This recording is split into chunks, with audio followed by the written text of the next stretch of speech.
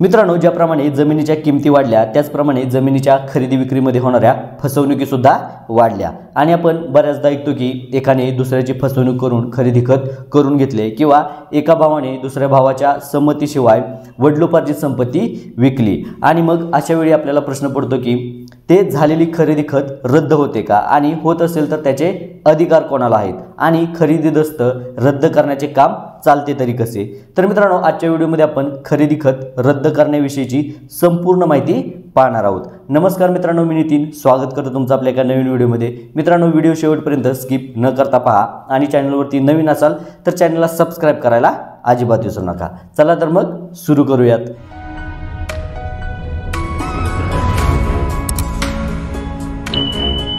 तर मित्रांनो, सगळ्यात आधी रजिस्टर झालेला खरेदी दस्त कुठे रद्द करता येतो आणि त्याचा अधिकार कोणाला आहे ते समजून घ्या। तर मित्रांनो, आपल्या सगळ्याला माहिती आहे की खरेदी दस्त हा रजिस्टर ऑफिसला नोंदवला जातो। त्यामुळे बऱ्याच जणांना वाटते की झालेला खरेदी दस्त रद्द सुद्धा रजिस्टर ऑफिसलाच होतो, पण मित्रांनो तसं नाही।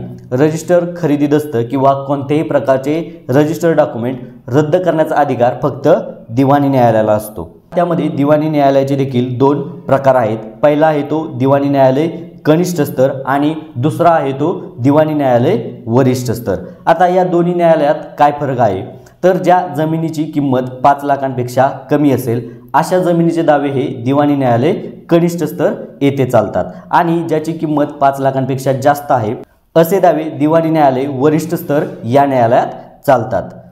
तर मित्रांनो, आता तुम्हाला हे तर कळालं की खरेदी दस्त रद्द करता येतो आणि त्याचे अधिकार न्यायालयाला आहेत, पण आता खरेदी दस्त रद्द करण्यासाठी काय करावे लागते ते पाहूयात।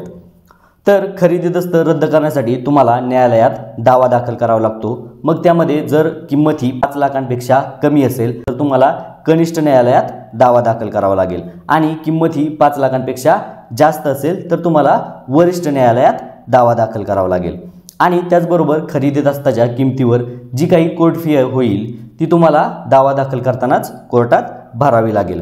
आता त्यामध्ये सगळ्यात महत्त्वाची गोष्ट म्हणजे खरेदी दस्त रद्द करण्यासाठी तुम्ही कोर्टात दावा दाखल करू शकता, पण कोणत्या परिस्थितीत खरेदी दस्त रद्द करता येतो हे तुम्हाला माहीत असणे खूप महत्त्वाचं आहे।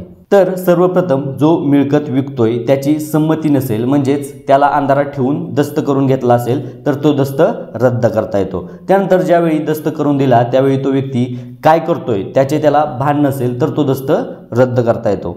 त्यानंतर विक्री करणारा व्यक्ती विक्री करण्यास सक्षम नसेल तरी सुद्धा तो दस्त रद्द करता येतो।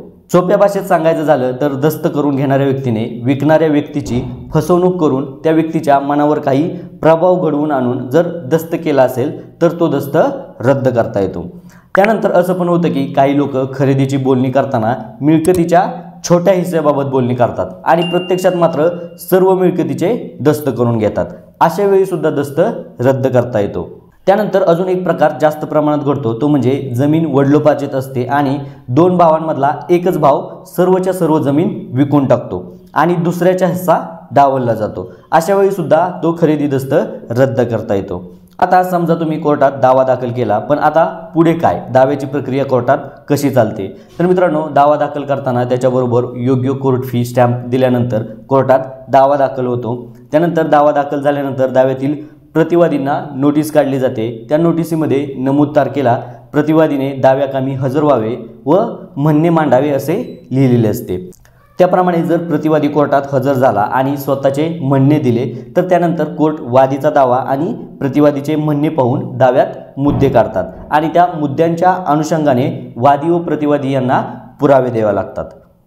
त्यामध्ये मग जर वादीने एखादा साक्षीदार पुराव्याकामी दिला तर प्रतिवादीच्या वकिलांना त्याची उलट तपासणी करण्याची संधी दिली जाते। तसेच जर प्रतिवादीने एखादा साक्षीदार दिला तर वादीच्या वकिलांना त्या साक्षीदाराची उलट तपासणी करण्याची संधी दिली जाते। त्यानंतर वादी व प्रतिवादी दोघांचे पुरावे संपल्यानंतर दोघांच्या वकिलांचा युक्तिवाद न्यायालय ऐकून घेते आणि आदेश केला जातो। आता आदेश करताना न्यायालय कशा प्रकारे आदेश करू शकते ते पाहूयात। तर मित्रांनो, सगळ्यात पहिल्यांदा आपण दस्त रद्द करण्यासाठी असणारे महत्त्वाचे काही कलम समजून घेऊयात। तर ते कलम आहेत स्पेसिफिक रिलीफ ॲक्टचे कलम 31, 32 व 33। तर कलम 31 मध्ये फक्त खरेदी दस्त नव्हे तर इतर सर्व प्रकारचे नोंदणीकृत दस्त रद्द करण्याचा अधिकार दिवाणी न्यायालयाला दिलेला आहे। आणि याच कलमात पुढे असं पण नमूद आहे की जर न्यायालयाने एखादा दस्त रद्द केला तर त्या निकालाची प्रत सब रजिस्टर ऑफिसला सुद्धा पाठवतात, जेणेकरून रजिस्टर ऑफिसला त्याची नोंद केली जाईल।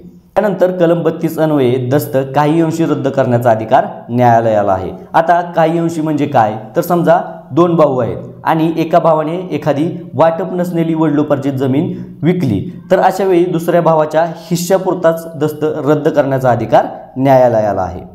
त्यानंतर कलम 33 नुसार जर न्यायालयाने एखादा खरेदी दस्त रद्द केला परंतु त्या खरेदी दस्ताची रक्कम त्या वादीला म्हणजेच खरेदी देणाऱ्याला मिळालेली असेल, तर त्यावेळी न्यायालय ती खरेदी दस्ताची रक्कम प्रतिवादीला म्हणजेच खरेदी घेणाऱ्याला परत देण्याचा आदेश सुद्धा करू शकते। तर मित्रांनो, खरेदी दस्त रद्द करण्याबाबत सर्व कायदेशीर बाबी तुम्हाला आता कळाल्या असतील, पण यामध्ये अजून एक सगळ्यात महत्त्वाची गोष्ट आहे ती म्हणजे खरेदी दस्त रद्द करण्यासाठी दावा दाखल करण्यास वेळेचे बंधन आहे का। तर मित्रांनो, लिमिटेशन ॲक्ट म्हणजेच मुदतीच्या कायद्यानुसार ज्यावेळेस वादीस म्हणजेच खरेदी देणाऱ्याला त्याची फसवणूक करून दस्त झाल्याचे प्रथम माहीत होते तेव्हापासून 3 वर्षाच्या आत दावा दाखल करावा लागतो। तर मित्रांनो, अशा प्रकारे फसवणूक करून झालेला खरेदी दस्त रद्द करता येतो। तर मित्रांनो, व्हिडिओ कसा वाटला नक्की कमेंट बॉक्समध्ये तुमच्या प्रतिक्रिया सांगा। व्हिडिओ लाईक करा, शेअर करा आणि चॅनलवरती नवीन असाल तर चॅनलला सबस्क्राईब करायला अजिबात विसरू नका, कारण मी तुमच्यासाठी घेऊन येत असतो असेच नवनवीन विषय। तर पुन्हा भेटूया अशाच एका नवीन विषयासोबत। तोपर्यंत बाय बाय, जय हिंद।